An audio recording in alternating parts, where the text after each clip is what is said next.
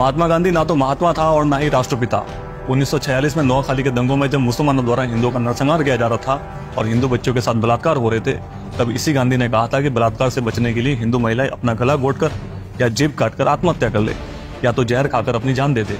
इसका उल्लेख आपको कलेक्टेड वर्क्स ऑफ गांधी के वॉल्यूम 85 के पेज नंबर 491 पर मिल जाएगा। हिंदू महिलाओं को सुरक्षित करने और मुसलमानों को समझाने की बजाय जो व्यक्ति हिंदू महिलाओं को आत्महत्या करने की सलाह देता हो वो व्यक्ति राष्ट्रपिता कैसे हो सकता है? और हिंदुओं से इसकी घृणा के कितने ही प्रमाण दूं मैं आपको। देश के बंटवारे के वक्त पाकिस्तान में जिन हिंदुओं को अल्लाह अकबर के नारे लगाकर मार दिया गया, उन्हीं मुसलमानों के दिल्ली में स्थित शरणार्थी कैंप में गांधी कुरान का पाठ करवाते थे। इसका उल्लेख आपको गांधी पूर्ण आहुति के वॉल्यूम 4 के पेज नंबर 19 पर मिल जाएगा। इसके अलावा जो हिंदू पाकिस्तान से भारत आए थे, उनके घर भारत से जाने वाले मुसलमानों को दिए गए। ऐसे में जो खाली पड़े मुसलमानों के घर भारत में थे, वो पाकिस्तान से आने वाले हिंदू को मिलने चाहिए थे, लेकिन गांधी ने इसका भी विरोध किया।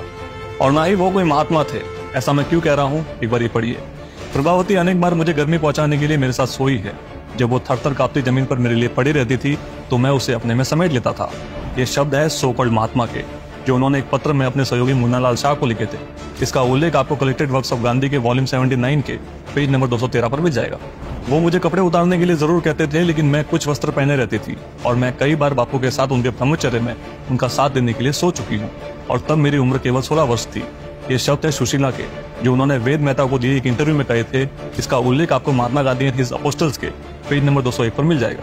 मैं उसे अपने पास सोने देता हूँ और मनु बिना कोई कपड़ा पहने ही सोती है, और मैं इस बात से बहुत खुश हूँ कि उसे बहुत गहरी नींद आती है।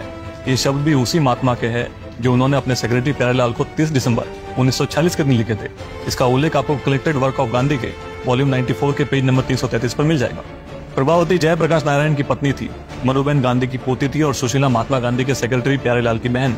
जो व्यक्ति अपने ब्रह्मचर्य का प्रयोग अपनी पोती और बेटी जैसी सुशीला के साथ करता हो, इतना कामुक व्यक्ति महात्मा कैसे हो सकता है? और जो गांधी जीवन भर भारत को एक रखने की बात करते रहे, वही गांधी 31 मार्च 1946 के दिन कहते हैं कि देश का बंटवारा मेरी लाश पर होगा। 1 अप्रैल को कहते हैं कि देश की सत्ता जिन्ना को सौंप दो, और 2 अप्रैल को बंटवारे के लिए राजी हो जाते हैं। हर बात पर अनशन पर बैठने वाले गांधी ने देश के बंटवारे को रोकने के लिए कोई एक्शन क्यों नहीं किया?